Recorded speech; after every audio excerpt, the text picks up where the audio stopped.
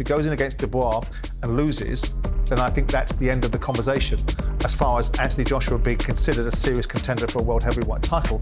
If Fury beats Alexander Usyk, they go in for the trilogy again. So he's playing a dangerous game sitting on the sidelines. Frank will probably disagree with me and again remind me of how little I know in comparison with what he does. In fact, he's 107, he should know more than me. This athlete cannot turn professional in female boxing. All joking aside, absolutely not. I don't like it, I'm not going to see it, but will you watch it? Of course you will. Everyone will. You got a 50-year-old man that smokes weed a lot. Do you expect Tyson to knock him out? I mean, I'd quite like him to knock him out. I think Jake Paul wins. I don't want him to, but I think he wins. He's fighting a YouTuber. Chris Eubanks out here talking like he's the best thing since sliced bread. He's not a world level fighter in my eyes.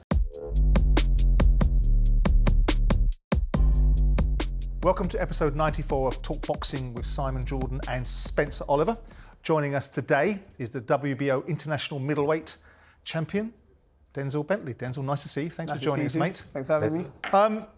We've been discussing on recent shows the appetite or the potential of the rematch between Daniel Dubois and Anthony Joshua. It looks now, albeit pretty much confirmed by Frank Warren, that fight's not likely to happen. Yeah. I don't know what to make of that. I think that Anthony, in order to retain the value in the same way that he did with Ruiz, needs to go straight back in against Daniel Dubois.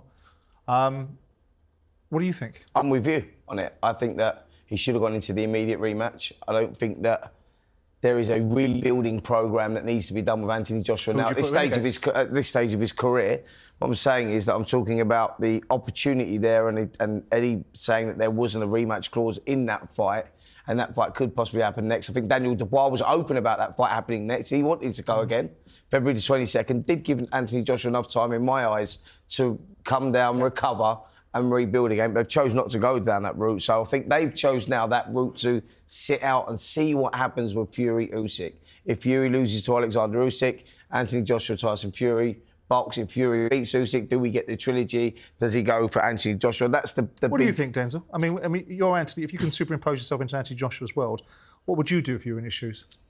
If I was Anthony Joshua, I'd want to go back into the immediate rematch. But of course, he has a team, and they're probably advising him not to, because I think it's more damaging to his career if he loses the same way again to Dubois than if he just takes another route, builds up a few fights, and then goes into another big fight. So I think they're trying to save his career more than anything. Is that something that you would look at from if the team are guiding you that way, and the team are suggesting, because we're potentially alluding to the fact that Joshua as a fighter would jump back in against Dubois. Yeah. And his commercial team are going, maybe that's not the right way to go. Maybe this could finish you if it goes badly.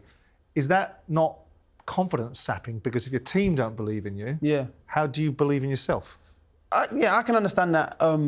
It does make sense. I mean, I've heard people say, Anthony Joshua saying he'd rather go in again and lose to Dubois than skip him and go around the houses and try and find another way to win a world title. And I believe that, but ultimately you have a team, you've got to trust them, and they're probably giving them that belief that, listen, take some time off. You have to be honest. They tell them that was devastating. We've got to get you back. Whether you do have the rematch later down the line, we just need to reserve you for now. They're looking at Anthony Joshua and looking at the commercial value of Anthony Joshua and saying, looking at it and going, look, he's at this stage of his career. He's a two-time world heavyweight champion, Olympic gold medalist, been this, done it. You've got to go back into the immediate rematch. There's no rebuilding process. They're looking at it and looking at the longevity of it and saying, well, let's take a different route and see what happens with the Tyson Fury thing. If they are making the case, he's got to have a fight before he jumps back in. He wants to go back in, by the way. Right, okay. Yeah. But he's always told us he's captain of his own ship. Yeah. So make your mind up. You're either captain of your own ship or you're not. I agree. But if there was an interim fight or a rebuild fight, some sort of momentum builder for him, who could that possibly be against? Well, this is the problem, because it's got to be someone with some sort of substance, and then that makes them a dangerous commodity anyway. Do you know what I mean? So that's my point entirely. That you look at it and you go, where does he go? Does he go in with you look at a Filip Hrgovic type fighter, where you go, Hrgovic is coming off that loss as well. Could we see something like? Because it has to be a name of sorts. You can't just go in with at this stage. So that was why my thinking behind it was go straight back in, because you're going into a dangerous fight, whatever happens. I tell you who was talking about it the other day was Dillian Whyte. Let's hear what he has to say about it. It's hard to say, man. He's a weird one. I've always said Edge is a weird one. You can never understand what he's going to do. And if you look at the fight, the boy is in the fight, he's bouncing around, he's paced up, and AJ's just standing there, spaced out like this, just just staring for like 5 minutes. He just seems like he wasn't there. He seemed, and then the fight start. He's moving on with his hands down. He's getting clocked with right hands. He's not defending them. I would definitely fight AJ next. Okay. I really hate Deontay Wilder, but I got stopped by AJ. I've been stopped by Wilder, so I definitely want to get that one back. Well, he would say that. But what do you think about AJ going in against Dillian Whyte? I think, it's a good fight. It's a challenging fight. Well, we don't know where Dillian Whyte is since he's been inactive for about, I don't know, the last 3 years or something or so. He had the chance to have the rematch, and obviously complications with a failed test and stuff stopped that. But I think that would be a good fight for AJ to get the ball rolling again. But he's given Dillian Whyte a chance to, get back into the scene when you could just leave him. And they got history with each other, stylistically and whatnot. But is there credibility? Is there credibility in Denzel was AJ saying going against Dillian Whyte? The words I picked up on there was, it's a dangerous fight. So for me, there is no credibility in that. I think that if you get the opportunity and it's on the table to fight Daniel Dubois again, that's where I'm going. Because fighting Dillian Whyte, who's a dangerous fighter, and boxers always have trouble with certain styles. AJ clearly has one with Dillian Whyte. I go, risk and reward with that doesn't weigh out the one going in the return with Daniel Dubois and sort of, risking to, daring to be great and become a free time. Yeah. That's where I'm at. What do you think the overall perspective of Anthony from the boxing fraternity will be in terms of not going against Dubois? Do you think people will figure that, not sure where you are now? Because I made the case, and I made it repeatedly, and I got it rebutted by you endlessly, about Anthony Joshua's rehabilitation. Yeah. And that when he got a live one, it might be a challenge for him. I didn't want that for him, but Daniel Dubois stuck it on him, and the challenge was that the first time he got one on the whiskers, Anthony was in trouble. Big shot, and Dubois has to be given all the credits. But where do you think the credibility now of Anthony Joshua is in terms of not going back in with Dubois and maybe finding another route? Are the British boxing fans going to still embrace AJ the way they did, walking 96,000 people waited for Anthony Joshua to walk in a ring, like anointing him back to the throne? Well, that's the consequences that he's going to have to pay for not going back in there with the general public. That is the world that we live in. They're going to make their decision, say, oh, that was the right decision for us, business decision, we think we go do that rebuild. But the reality is, at this stage of your career, you go in there, you roll the dice, man, and go back in. That's where I'm at with it. And I think I think if Anthony Joshua had that control in this team situation, he would go in there as well. Well, he has to control. That's what I'm saying. So he's obviously being advised and guided to go elsewhere. So Barry Hearn saying, I think we take Anthony somewhere else. Eddie Hearn as well, saying maybe it's not the right time. He won't be ready by February 22nd. That's a long time away. It is a long time away, obviously, considering that the fight was in September. It's a long time away. But in terms of his credit, like you said, Simon, I think it goes down. I don't think people give him the credit that he deserves, no matter what he does. Whoever he comes up against, if he fights Dillian Whyte or Hrgovic, as you were saying, he's not going to get the same credit for beating those guys because everyone wants to see him, revenge that loss that, he just had. Where are you at with it? What do you think, AJ should do next? I think, and I've always felt, that if he wants to redeem the arguments and redeem himself in the eyes of those that will judge him, he's got to go back in against Daniel Dubois. He's got to go back in and give himself the best chance of winning this fight, because if it goes again against him, this is not Alexander Usyk. This is not an opportunity for him to rebuild where he lost to Usyk and has come back and rebuilt himself. He isn't going to get that opportunity again. If he goes in against Dubois and loses, then I think that's the end of the conversation as far as Anthony Joshua being considered a serious contender for a world heavyweight title. But on the commercial side of things, not because I need to be fed, not because I'm part of an entourage that needs to keep on being fed by Anthony Joshua, I would also look at the commercial opportunities. There's a big fight coming up in December between Fury and Usyk. Why would you pin your colours to the mast when there might be an opportunity for something else to come out of the ether?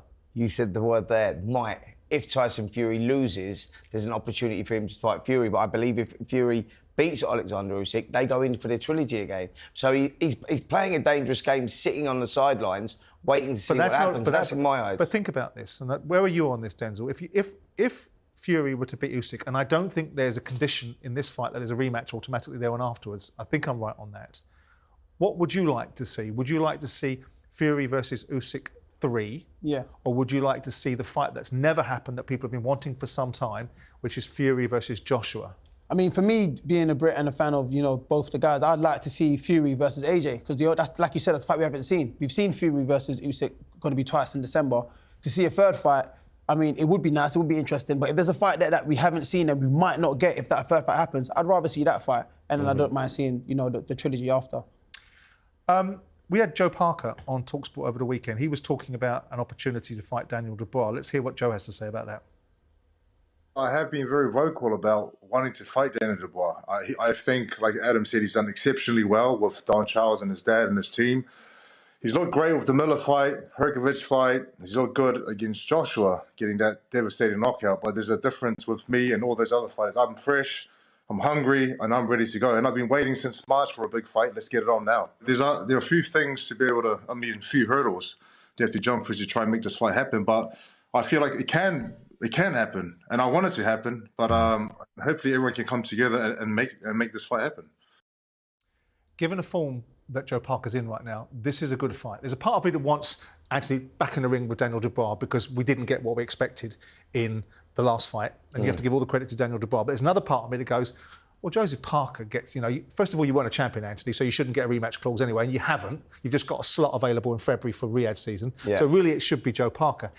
This is a good fight, isn't it? I agree. Joe Parker's earned his stripes. You know, you look at, you know, what he's done in the last 12 months or so, and you go, he deserves the shot. You know, more than anybody out there, really. You know, with the way that he's come through as an underdog in his last 3 fights, and been victorious in them all. So, yeah, of course, he deserves it next. He's the guy that should be in with next. And by the way, I believe that is the guy that goes in with next.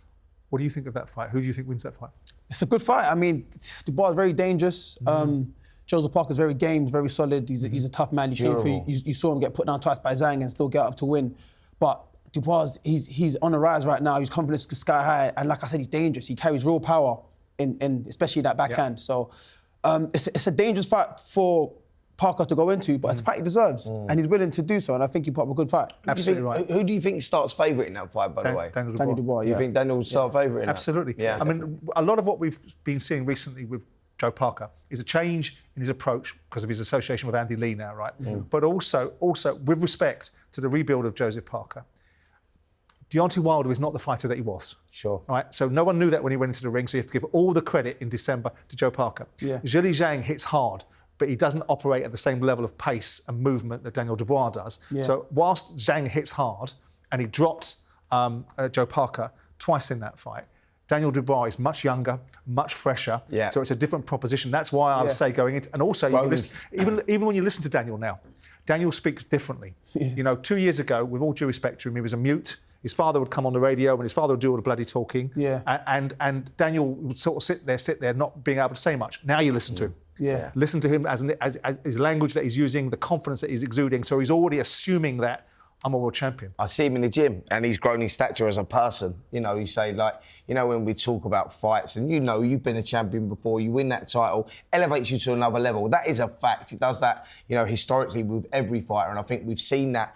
with Daniel, where he come in there, you know, and he walks into that Wembley against Anthony Joshua, and you think he could be the kid that freezes. Next occasion could be the one. Anthony Joshua's been there before. He comes in like a gladiator, walks in, and you go, the kid has grown in stature. Yeah. You know, and you're right, Simon, in what you say, you know, the interviews that he's doing now, he couldn't put 2 words together before. Completely. He's now putting in interviews, we're seeing the personality come out of him. So he's not just grown as a fighter, but as a person as well. Do you think this could be a Daniel Dubois era? Because 4 years ago, this kid was being put forward, I don't mean kid disrespectfully to Daniel, but because he's young still, as the heavyweight future.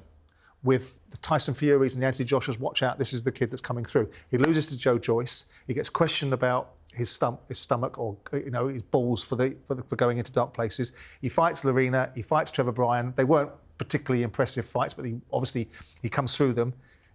He potentially gets a question asked about him in the Usyk fights, where people suggested that he might have quit and he missed opportunities by not jumping on Usyk when he had a chance to do so. But do you think now this is Daniel Dubois' real time? He could dominate heavyweight boxing for a few years until the next generation comes up beneath him, which might be Moses Zatuma. Yeah, I think so. I mean, he's young. He's like 26, 27 years old. So he's got like another 10 years, you know, to sort of reign. And like you said, Spence, he's grown in confidence. He's become a man. When he first started professional, he was a young kid.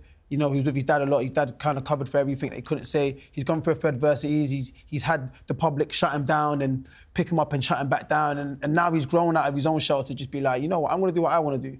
I want to do this. Absolutely. This is how I am. And like you said, when he walked out in Wembley and he was like, this is my time. He felt it. Yeah, he the last 2 fights performances put that confidence into him. So, and I feel like he's that dangerous that he could reign for the next, 5 years. I don't think it's the public that actually, that bother him about what they think about him, whether he quit against, Alexander Usyk, whether he quit against Joe Joyce the first time. I think with Daniel, it was the Alexander Usyk fight that actually moulded him as a fighter, because that was the one where he actually believed in himself and thought, I was doing all right there, and he grew from that. And Don Charles, who's been like a father figure with him as well, and like Don Charles, not just working on the physicalities, but more on the mindset of Daniel Dubois and developing him. But the switch was against Jarrell Miller, wasn't it? Yeah, absolutely. When he came through the first few rounds against Jarrell Miller. But that was the changing point. Was Usyk loss actually? The loss. You talk about with a lot of fighters. Like, I spoke to Duke McKenzie once, a freeweight world champion, who said that actually the fight that moulded him as a fighter was a European title fight he lost in France. And he goes, that's when he sort of believed in himself. Sometimes a loss and the manner that you lose can develop you. Sure, but I think the real belief would have come in after the second half of the fight against Jarrell Miller, but the fact that he dealt with Hrgovic, because Hrgovic was giving it big licks about, I'm going to school you, I'm going to do this to you, I'm going to do that to you. And whilst he did land a lot on Dubois, Dubois took it, bit down in his gum shield and dealt with him. And I think that would have been the ultimate confidence builder, wasn't it? I think, sorry. Go on, Denzel. I think, like you said, in the Miller fight, I think he grew confidence in that fight because he wasn't just fighting against Miller. He was fighting against not quitting, not giving up. Correct. And he beat that opponent and then went through Miller as well. And then he grew and said, I can do this. That's what I think. Yeah. Absolutely right. We've seen a little bit of a seismic shift in broadcasting opportunities. We've seen this week Queensberry going with DAZN. Isn't that an app, Frank? Apparently not. What do you think to that? It's an interesting... I mean, Frank's had a reaction to something I said yesterday. I think sometimes these guys just don't listen. I think it's quite an interesting thing. I think DAZN are getting bigger and better and stronger. The fact they're losing $1 billion a year might not be helpful, but the guy that's bankrolling them has got plenty of money. What do you think of Queensberry and Matchroom being... You've got other fighters that have left Matchroom, right, because they didn't like DAZN. Josh Boazzi went with Sky and with Ben Shalom because he figured that there was a better opportunity. And we've seen other environments, Lawrence Okoli was the same, wasn't he? Sure. And now you've got Frank and Queensberry landing in the same space that Matchroom are in, which is a broadcaster. Yeah. And it potentially brings up arguments about, do you get a monopoly? I don't particularly have that problem with it. What do you think of them landing? I sort of understand where it's going, and I think that was always going to be the case with the investment in Saudi Arabia, Turkey Al Sheikh.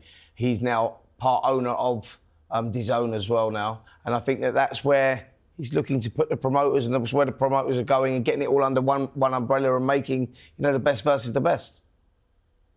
If you were in a stable that had Sky, TNT or DAZN, would the broadcaster have made a difference to you when you were choosing which promoter you wanted to be with?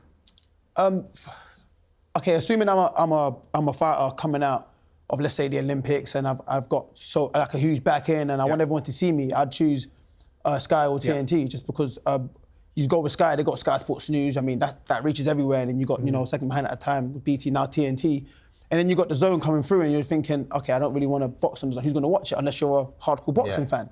But I think the way DAZN's moving now has changed. I've heard they've got, an actual channel on Sky TV and stuff like that. So Indeed. I guess they're trying to grow it. But I think they're just trying to put it all under one umbrella, aren't they? Yeah, they're trying to put it under one umbrella. But I think fighters will essentially go where they're being paid more. Yeah. Yeah, so... Yeah. I mean, I think it's an interesting opportunity. I mean, I don't think TNT is a natural home for boxing. I didn't think BT Sport was the greatest place, and Frank will probably disagree with me, and again, remind me of how little I know in comparison with what he does. In fact, he's 107, he should know more than me. But the point is I don't look at it as anything other than an interest. I think Queensberry are smart. Yeah. I think George Warren is as smart as paint. I mean, Frank said this on one of the shows earlier on that I get everything wrong, so I said you were the best promoter, Frank, and I said George was the smartest CEO. Have I got that wrong? Or are you happy with that? Maybe you are. But I think DAZN is a decent space. I think it's the more broadcasters that are out there, the more they're creating interest in boxing. And the way that we watch and consume sport now, we stream, we watch it from devices. I think it's an interesting development. Well, we can see the vision, can't we? Like, we're getting all the promoters. If what the goal is to get all the promoters under that one umbrella, we get what Turkey Al Sheikh has been talking about. The only thing I'd say about that, was Spence, best fighting best, and that's. Well, that doesn't. Surely the fans are the winners, though. And that's agreed. If the broadcasting, but there hasn't been a problem recently. No. You've been able to have all the broadcasters being able to show the content, right? So the argument hasn't been there. Because the promoters haven't gone, well, I've got to have it shown on my platform, I've got to have it shown on my platform. But there's a financial investment now in that platform, hence why the... Well, I don't know. I don't know if the Saudis have bought into DAZN. I anticipate that at some point they might actually buy it as a viable method of delivering sports. My only concern, if I've got a concern, is that if you have only one place to watch something, then whilst that's great if you'll be able to deliver fights as a result of it, if it becomes a non-competitive environment, then price points can be determined by the one place that you watch it. If you can only watch it one place, then at some point they can determine what that price is, and you have to get on with it. Albeit, I think currently the bigger advantage is that all the fights are being made, and if DAZN are carrying a lot of the content, I don't think it'll exclude Sky. It'd be interesting to see what Sky do in the future and whether they continue to be as big on boxing, but we'll see. I think that Sky may end up being that pay-per-view model. They'll take the pay-per-view model. Fights, that's possibly where it'll go, because that's where financially it works for them.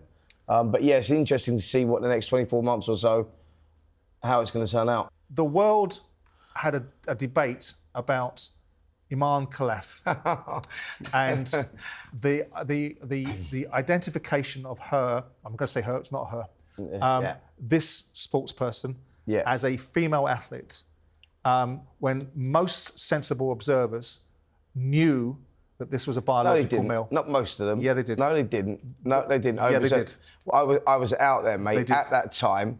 Yes, you did. All right? Most sensible observers. Most sensible observers. No, you did. Right? But take you out of the equation. We was out there and, with the IOC, who completely up in this instance, by the way, and allowed this to go ahead because it allowed people like myself to say, well, listen, if Imane Khelif was born a female, and she, all right, her levels are above where they should be, and it's a very reducing difficult testosterone of a male, but effectively she's born a female. That was the argument. But now this more recent evidence has appeared. With the, but we all know, and Denzel, that the Olympic inside testicles. We don't want to get to that. But what we do know is that what I'm saying is that's my argument. Now there's new evidence appeared. You go, well, it was totally wrong that they were competing in the Olympics. But the reasons why the new evidence appears is because the IOC selection process is what you put on your passport is what will determine that you are. So if you decide that you're going to put a dog on your passport, the IOC would have you jumping in the dog category. But is it legal to put that you're a female on there if you're a male? Self-identification.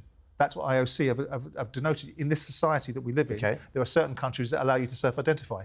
So I can go change my passport and put that on my female on it? In certain countries you can. Really? I'm not entirely sure about self-identification in this country. There's a few things you could identify as. There's a few things you could identify as, Spence. But the bigger question is not about the reality of what was right, who was right and wrong. Yeah. Right? Because to me it was evident, the medical evidence, the IBA were being discredited because they were Russian-based and all this sort of stuff. But the bigger question is that there was an argument being raised about this athlete being able to compete in professional boxing. Now that we've established, and I do feel sorry for this athlete because I would suspect there's some real challenges in this person's life, whether it's about DSD, whether it's about the symptoms that go with the life that this person has had. Yeah, the psychological. But we now have to accept, and I think we are all reasonable to accept this, that this athlete cannot turn professional in female boxing. All joking aside, absolutely not. Absolutely not. I think that, the criteria just doesn't fit. And unfortunately for Imane Khelif, and the issues surrounding what's going on in her life at the moment, she can't compete as a professional female athlete in boxing. No way. No way. It's not possible. With the new evidence that's come to the surface, this shouldn't be allowed. I don't think that person should be able to compete as an amateur either, not just professional boxing. I mean, correct. This issue should have been tackled before they entered the Olympics. I totally and it wasn't. agree. So now we have this whole, whirlwind or whatever going on, and this person has to deal with that mentally when they're in their house with their family. Like, if this was tackled before, it wouldn't be a worldwide issue like this. That's when we was out there, and we was on, we was on the ground out there in France at the Olympics. You're there, and just the whole confusion surrounding this athlete was insane. Is she? Isn't he? And it was very. I mean, should she be competing? Shouldn't? he not be competing? It was like nothing was clear, and you go, how does it get to that stage, Simon? But it was very clear. It was very clear. What people? No, I'm saying out there it wasn't. No one. No. But then we live in a world where you have to tread very. You must have been in a bubble then, Spence, because it was very clear. Misinformation. The Simon. IBA. You live in a world that the IBA said you've got to tread very carefully in IBA, situations like that. You only have to tread carefully if you're not abreast of what you're saying. The bottom line is the IBA said that this person tested with XY chromosome, end of discussion. The IOC said, we don't care what you test for, we only care what's on your passport. That was the only conversation. Yeah, that's the rest of it was academic, and so it's proven to be the case.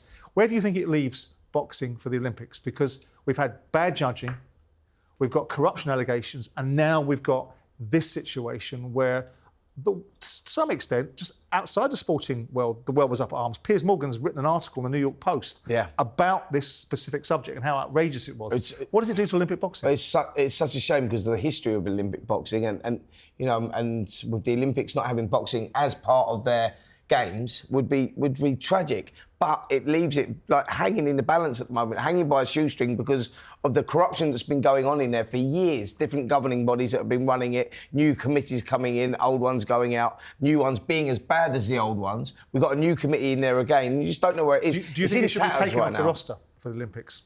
Well, I just struggle with that because of my love for for boxing and with my passion for boxing within the Olympics. So when you're saying should it be taken out, I go, absolutely not, because I'm a boxing fan. Yeah. But it needs to be fixed, and how do we fix that? I think that's the question. And that is the question. If it can't be fixed, and if they take it out, I won't be mad at that. What it's done for, young people coming through, from different sorts of backgrounds all over the place, where it's got them in their careers, even some of them that don't turn professional, just achieving an Olympic medal is a massive achievement for these people. So I think for that instance, it should stay in. But if you can't fix the problems that are going on, and like you said, the history of Olympic boxing, what it is, right now, this is destroying the history of Olympic boxing. When you look at boxing, you think... the legacy. The legacy, you just think corruption. So it's like, I'd rather it just not be there than for it to be ruined. Interestingly, you speak to the kids that are coming through the system now, through the amateur system and whatnot, and they're never as bothered now. Where it used to be when, I don't know if it was maybe in your time, but definitely in my time, the dream was to go to the Olympics. You have a dream to go to the Olympics or a dream to win a world title. That was where it's sort of at now. The kids don't really give a for it now because of the corruption that has happened in recent times. Michael Connelly comes to mind, getting robbed in a way that he got robbed. Roy Jones, who I was with last week, that silver medal that he received out there, that was way back when. That's how long it's been going on. I mean, he should have been an Olympic gold medalist. You can't change the colour of that medal, and I think that with the corruption that surrounds it now, it's destroyed it. And I don't think the kids really give a about it like they used to. Yeah, and neither do, as we say, casual fans. They look at Olympic boxing and think, it's all corrupt anyway. And this, when they watch professional boxing, people ask questions like, was that fixed, or do you think this was set up, and things like that? And it's like, that's not the course of boxing. It's a fight.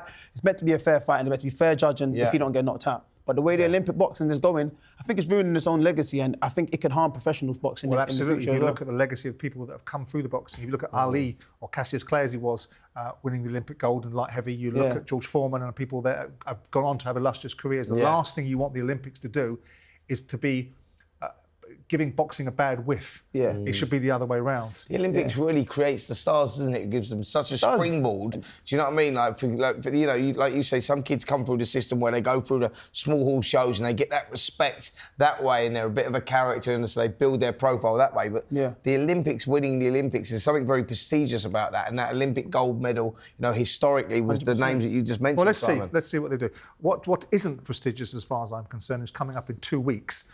Is this sacrilege of a fight between Mike Tyson and Jake Paul. Let's have a listen to what Mike Tyson has to say about it.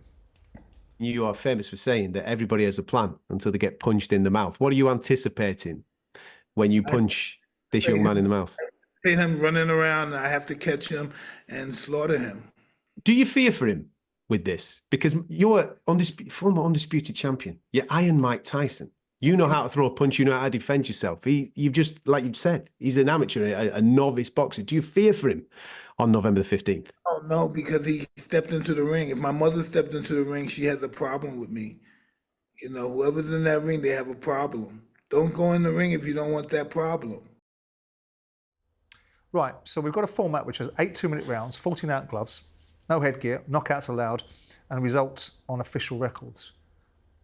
I mean, I don't like this. I can't help but look at Mike Tyson. I went to see Mike Tyson fight Lennox Lewis in Memphis, and that was the last knockings of Tyson, there wasn't much left in that fight. Lennox put him away, and it was a one-sided fight. And obviously, we went in to see him get beat by Danny Williams and other people, and we saw the last... Kevin McBride, the last one, yeah. I mean, a sad sight, wasn't it? Sad day. And I grew up in a time, I'm older than you, Spence, but I grew up watching him knock out Carl the Truth Williams, watching him knock out Michael Spinks, watching him be the most dominant heavyweight, the most exciting Tyrell Biggs, and all those fighters, and Tony Tucker and whoever else he fought, and James Bonecrusher Smith and whatever else. Yeah. And now I look at him and I see the way his life's gone, I see the challenges that he's had, and I'm really disappointed to see him in this fight. Yeah. But no, because of Jake Paul and the phenomenon that he's created around himself, that this will be watched by millions. Listen, what do you guys think of this when you think Netflix of it? doing this show as well, which is that audience that Jake has as well. Like, the numbers will be insane. They'll be record-breaking. There's no getting away from that. You've got the boxing icon in Mike Tyson that attracts a certain... And the circus is going to go with it. It's going to attract certain kind of clientele where you're going to look at this and you're going to go, I don't like it. I'm not going to see it. But will you watch it? Of course you will. Everyone will because of where these two are at in their lives. But Jake's going to bring in the massive thing. Netflix introducing this price of $6.99 as well is going to be huge for the sales of it. And I think that it's a very clever move. What do you think, Denzel? I mean, are you looking forward to this fight? Do you think anything of it? No, you're a real boxer, that's why. Because like you're a boxer that gets into real fights right now. And you're looking at that going, this guy was done 25 years ago. Like, what's he going to bring now? But it's Mike Tyson. And then you've got this YouTuber. So it's hard for you to accept because you're a real guy. Yeah, it's not the Mike Tyson that we know, innit, clearly. So, like we said, the end of his career didn't really end well. We saw him make a comeback a few years ago against Roy Jones, and he couldn't hurt Roy Jones. So what makes you think he's going to hurt a young, fit man that trains, is athletic, he actually fights, maybe not boxers, but other athletes and UFC fighters and stuff like that. And now you got him against Mike Tyson. All you're going to do is just damage his record his legacy as our hero, as kids and stuff. So it's not something that I'll be watching, I'll be honest. I might wake up the next morning and look for the results since it was happened, but I definitely won't be watching it, I'll be honest. Well, someone who was talking about him the other day was Roy Jones on TalkSport. Let's see what Roy has to say. No, I don't feel for Mike and how old he is. Mike is a very rugged guy. You know, when I was in there with Mike, Mike still was hard to hit, and Mike still can hit hard as hell. So no reason to really fear for Mike. The only thing I fear for Mike is like if the fight goes beyond 4 or 5 rounds, then it could get problematic for Mike because of his age. But if he doesn't go beyond 4 or 5 rounds, he'll be fine. So I think he'll come out, assess the situation, see how he can deal with Jake's size and Jake's power, because Jake does have power. And after that, he'll make his mind up as to whether he wants to go and try to get him out, or if he feels like he'll be safe to do the whole 8 rounds. To summarise with this fight, not for me, not interested, couldn't give a monkeys about it. But when you look at it, what do you think the outcome's going to be? Do you think Jake Paul's going to win this fight, or are we going to see just a choreographed nonsense to some extent, which is what we saw when Roy Jones fought Mike Tyson in the exhibition bout? Do you expect Tyson to knock him out? I mean, I'd quite like him to knock him out, quite frankly. Listen, we've got eight 2-minute rounds, 14-ounce gloves going in there, no head guards. From what I'm hearing, speaking to Roy, was with him all last week. Roy's close with Mike. He said the fight's a real fight. The fight's going to happen. Mike's going to take him out there. And if Mike's got that killer instinct, if he tags him, he says, whatever Mike says, with Mike Tyson, he goes in there and then you get that excitement kicks in, the adrenaline kicks in. He said he will try and take him out because of this situation. Young kid, YouTuber, turned over. So Mike's going there to win. Roy says that he thinks he'll dominate it. And he said, listen, it doesn't matter. Mike's 58. He's Mike Tyson. And he'll go in there and control it. But I've got big concerns because Jake Paul is an improving fighter. He's young, 27. Yeah. He can whack a bit. Yeah. And you just go like, I'm just going with my heart here and going, yeah, I think Mike wins because I want him to win, right? Because I think it'd be terrible for the sport if Jake does Mike Tyson. It will be. And that's what I'm this saying. is why I don't want to see it. Look, you got a 50-year-old man that smokes weed a lot. A lot. He's gonna try. He's gonna try, but it won't be enough. He ain't been hit in the face properly for however many years. He's probably not even sparring properly right now. It's 2-minute rounds, which means the pace will be really fast. Right? Can his heart hold up to that? We don't know. We don't know the sort of training he's having, the sort of training he's in. He's hitting pads every now and then. Is he doing the hard runs? Is he sparring? Is he doing all these things that athletes do? I know how I feel when I train. And if I was 60, I wouldn't want to train this hard. So apparently he's got himself in unbelievable... I'm only going by what Roy's close with him. Roy said he's got himself in unbelievable condition for this fight. But I'm with Denz. Can he roll back the years? That guy against Kevin McBride, what was we talking, over 20 years ago? Yeah. Kevin McBride? he was a finished, spent force then. I don't see how things are going to change. Like you say, like he's got these, you know, these cannabis plants he's selling now. He's smoking most of the profits of that. It's just how you look at it and go, how he's going to improve. Spence, he's fighting a YouTuber. I know he is, Simon, an improving one. And that's he's a YouTuber. No, but that's our point. Okay, that's my worry. But he's a YouTuber. He fights. Okay, he had a fight with Tommy Fury. However you saw that fight, Tommy Fury is a fighter, and it was a close fight. It was a good fight. Tommy Fury won. That done justice for boxing. But at the end of the day, the guy trains. He's in the gym. He fights. He competes at whatever level. If someone's a YouTuber, but they train and they box. I'm not saying he's a legitimate boxer, but it's not like he just sits down all day, not doing anything and just playing games. Not anymore. So who do you think's going to win then? I think Jake Paul wins. I don't want him to, but I think he wins. Just looking at it, like, listen, I don't think there's, okay, I'm a boxer, I'm an athlete. I don't think there's a 60-year-old that's going to come and beat me in a boxing match. I'll be honest. So I'm just seeing it as that. If Jake Paul sees himself as a fighter, he's not fighting boxing, but he's fighting, you know, UFC fighters. He fought Anderson Silva, who we give credit to. He's a good fighter, but what was he, like 47 at the time? If he was probably 10 years younger, he would wipe the floor with Jake Paul. But he couldn't. It's just that youth is on his side, speed, power, and the ability to go through the gears.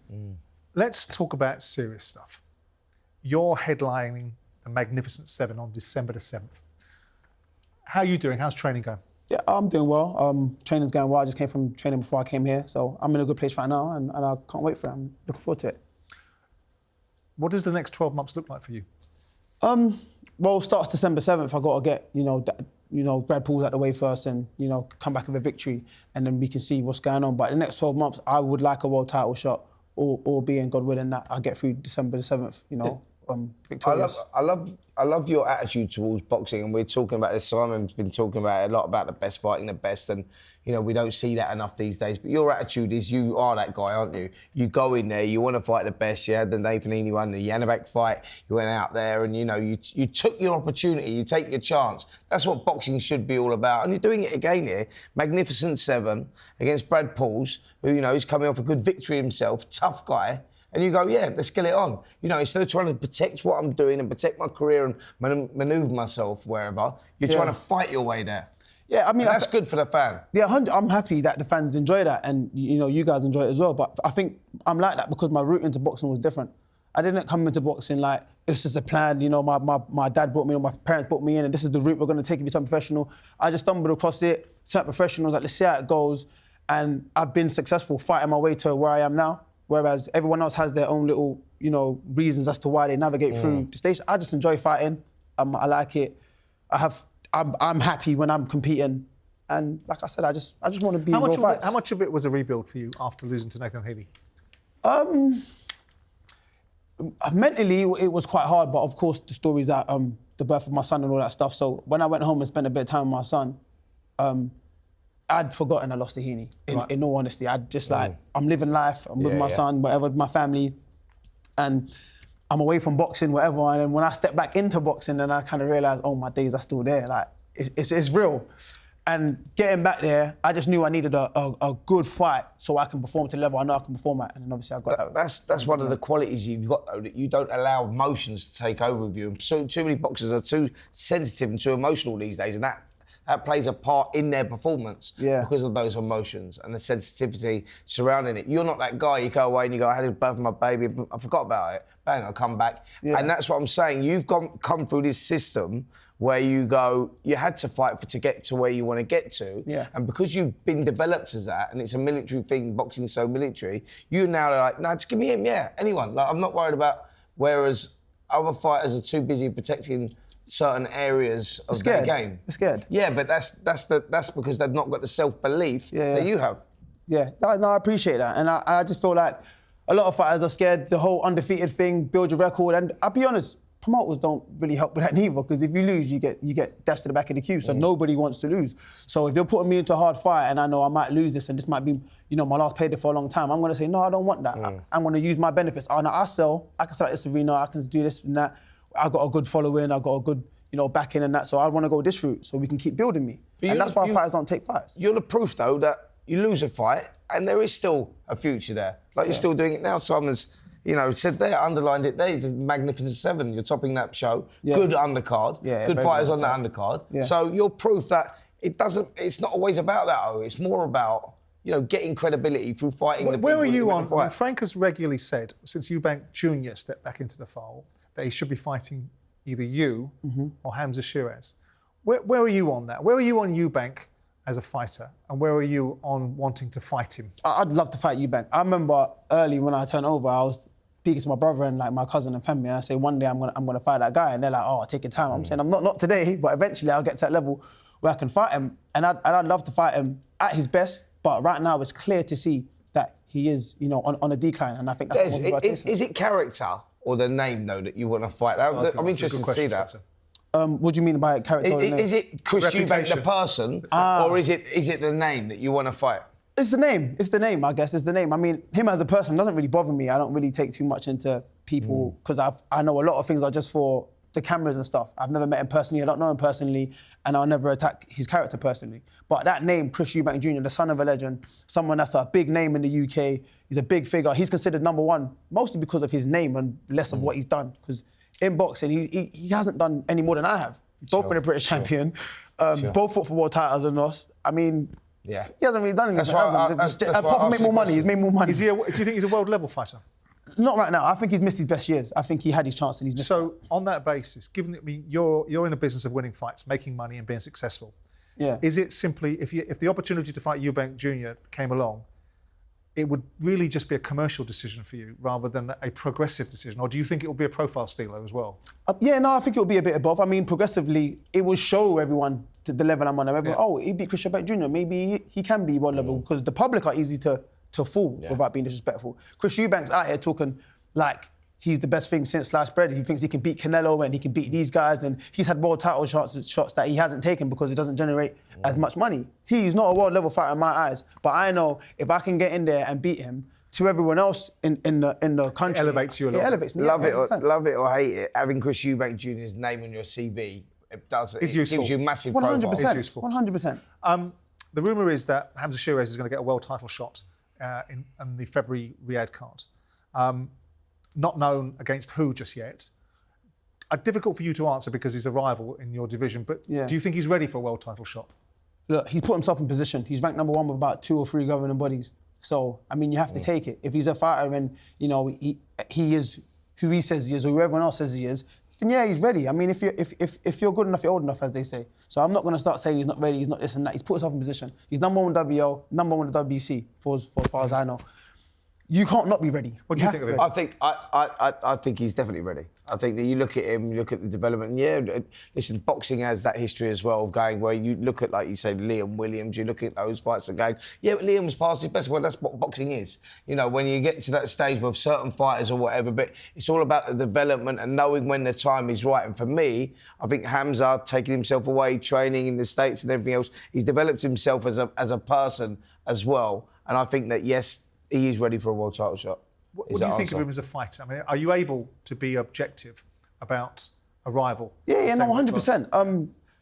He's a good fighter. He's an improving fighter, and I feel like he's getting better, every time he steps in the ring. Like we shared the ring years ago, he was quite young, so it was like from what I experienced in the ring with him then to what I'm seeing now, I can see the development and how better he's getting. So look, he's making good progress, and it's good for him. I mean, I'm no hater. I'm not going to start saying, he's not good or not. He is a good fighter.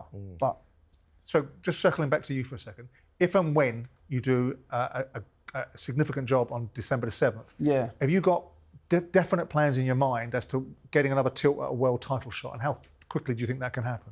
I think that can happen quite quickly next year, maybe the first quarter of the new year, because I'm ranked #2 to WBO. Right. Hamza's ranked #1. Depending on what he does, February 22nd, he may go another route. Then I'll be pushed to #1, and then hopefully I can become mandatory for world title. So I think I'm right there. It's just about just not making any more mistakes. I think I've made enough already. Doing your job on December the 7th. Do you think that you could beat him to a world title? Who, Hamza? Yeah, as in like opportunity. You say like you're on the cusp now. He's on the cusp. Depending on what happens with you both. But what I'm saying is, you feel that your time is ready as well. You come through this fight, you'll be looking for that world title. Do you think it? And it's a case of then you two, one of you win it. You get it on. Yeah, I mean, look, he's meant to have a world title shot February 22nd. Yeah. I've heard. So he's obviously going to beat me to it. But if he doesn't take that, then I think I can probably get on before him. And that just means that's his own fault for trying to swerve and find a route to get one. Me, I don't really care. I just I want the accolade. I want to be able to. But if he won a world title before you, you would be quite happy to go in against him. Oh, we're not 100%. I've been happy to go in against him